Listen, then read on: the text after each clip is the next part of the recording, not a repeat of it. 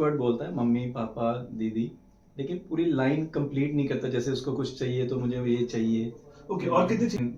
उसको पूछो फैन तो वो फैन बोल देता है। फैन बोलता है, फैन की तरफ देखता है, फैन की फैन तरफ की पॉइंट करता तरफ है। पॉइंट भी करता है, देखता भी ऐसे। देखता है या पॉइंट करता है? दोनों ही करता है। डेवलपमेंट असेसमेंट करते हैं, हम चेक करते हैं कि उसका डिले किस पार्ट में है। बच्चा एक्टिव है मतलब फिजिकली एक्टिव है, फिजिकली एक्टिव मतलब ग्रॉस मोटर माइलस्टोन्स उसके ठीक है। हमारी प्रॉब्लम सारी स्पीच से रिलेटेड, तो हम स्पीच माइलस्टोन्स के बारे में सोचेंगे। अब आपका जो भतीजा है वो चीजें पॉइंट कर रहा है, कुछ कुछ वर्ड्स बोल रहा है। पॉइंटिंग जो माइलस्टोन्स है, ये माइलस्टोन 8 से 10 महीने का है।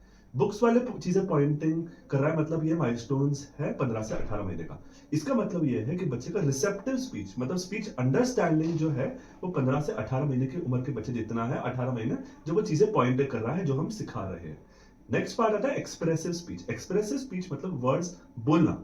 ठीक है, अब आपने बोला कि आपका जो नेफ्यू है 2 से 5 वर्ड्स या 7-8 वर्ड्स बोल लेता है, मतलब उसकी वोकैबुलरी जो है वो सिंगल वर्ड्स है।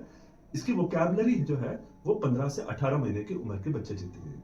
मतलब क्या है, उसकी जो फिजिकल एज है, क्रोनोलॉजिकल एज है, वो लगभग 30 महीने है। उसकी जो वोकैबुलरी है वो 18 महीने के बच्चे जितनी है। मतलब उसके बच्चे का, उस बच्चे का डिले जो है, स्पीच डिले जो है वो लगभग 12 महीने